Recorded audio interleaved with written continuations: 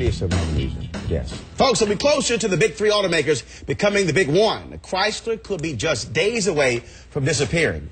And GM's about to pull the plug on the brand that brought America the muscle car. Allie Velshi is here to break down what's happening with these automakers. Yeah. Allie, man, what's going on here? All right, remember this date, this Friday, because this may be the last full week that we have what we call the big three. As of next Thursday, Chrysler had better come up with a plan for its survival. If it doesn't, the government says it will cause that company to go into bankruptcy. Now, what does bankruptcy mean for a company like Chrysler? Well, it could mean that it has to break itself up. It'll probably end up selling the Jeep brand if it doesn't make some deal with Fiat. But, you know, there's this looming deal with Fiat. I'm not sure anybody understands exactly how that's going to fix Chrysler. So remember that. We're about a week away from Chrysler possibly not being there anymore. Let's look at the other thing. General Motors has received another $2 billion in loans from the government. This comes just days after General Motors announced that it may not make $1 billion repayment on June 1st. This company has until June 1st, so about 5 weeks away, to actually come up with a solution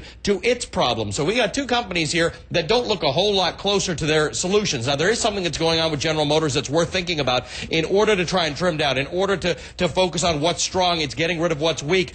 We have unconfirmed reports right now, but I expect they'll be confirmed by Monday morning that General Motors is going to be discontinuing its Pontiac line. Now, for many of you out there, Pontiac was the beginning of the muscle car. It was the entertaining brand. It was the one that was exciting for General Motors. Well, it's just not very exciting for them right now, so Pontiac may be disappearing. This is a big issue for both of these two companies. Ford did report its earnings today. They did better than was expected, but it was still a loss. But Ford may end up being the one company that remains standing. And of course, my dream car is a Dodge Viper, so I'm really concerned. That's my dream car. I'm serious. Now, Allie, of course, the deadline for Chrysler is April 30th, next Thursday. Yeah. What's the best case, worst case scenario? Okay, best case scenario is that Chrysler comes up with a deal. Yeah, I don't know why you sat down, because you got to go back to the wall. I like walking around. Your work is not done. Work off with a half a box of today.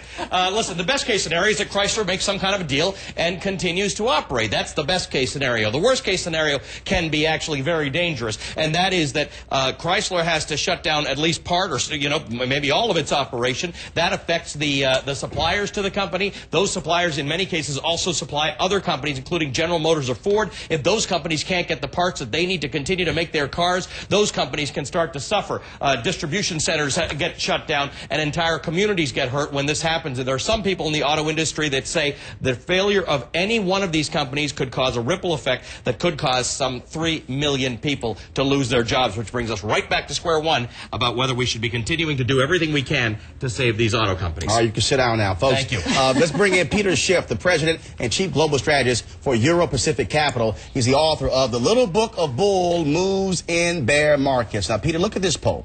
76% of all Americans, according to a CNN opinion research poll, think that we should simply let these car companies fail. Why do you believe they are right?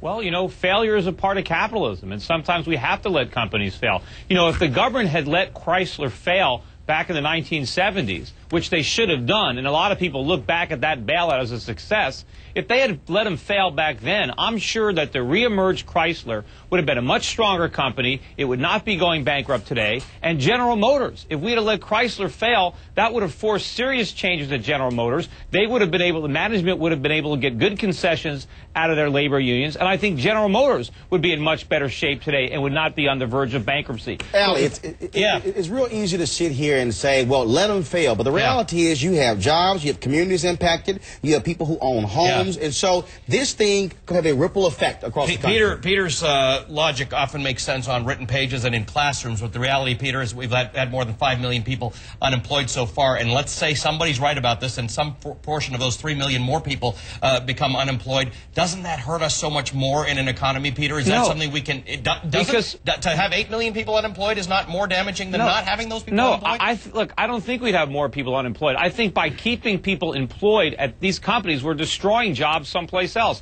And I think we'd have a much more vibrant automobile industry had we let Chrysler fail 30 years ago. And I think if we let Chrysler and General Motors fail right now, 5 years from now we'll have a better automobile industry than if we keep them in business, because we're keeping money-losing companies in business, companies that are not making cars profitably. Nobody is buying them. And now if we put the government in charge of designing cars, what, we're all going to make cars for Ed Begley Jr. and then nobody else is going to buy them? Peter, isn't there another alternative? And that is, you know, there used to be a time when government enforced antitrust laws, so we didn't have giant companies dominating every industry that then become too big to fail. Wouldn't it be better if we had 30 car companies or 300 car companies, and then capitalism could work, they could fail without having 5 million jobs at risk? Nobody is too big to fail. That's the point. We have to let big companies fail, because you know what that does? When you create the illusion of too big to fail, you put the smaller companies at a competitive disadvantage, because they can't borrow money because nobody wants to lend to them because there's risk. Everybody wants to lend to the big companies where they perceive no risk. First of all, Eric, it's interesting. We talked about this earlier in our meeting, that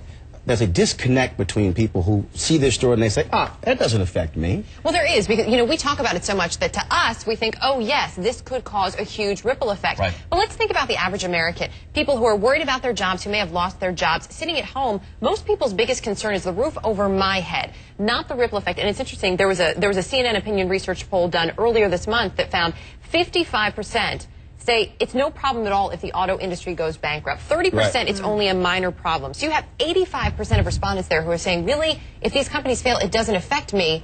And yet we're hearing studies that it does. There is a disconnect. Allie, real quick, some towns could frankly disappear. Absolutely. Towns can disappear. Dealerships, there are about almost 10,000 dealerships in this country. They pay for sponsorships. They pay for teams.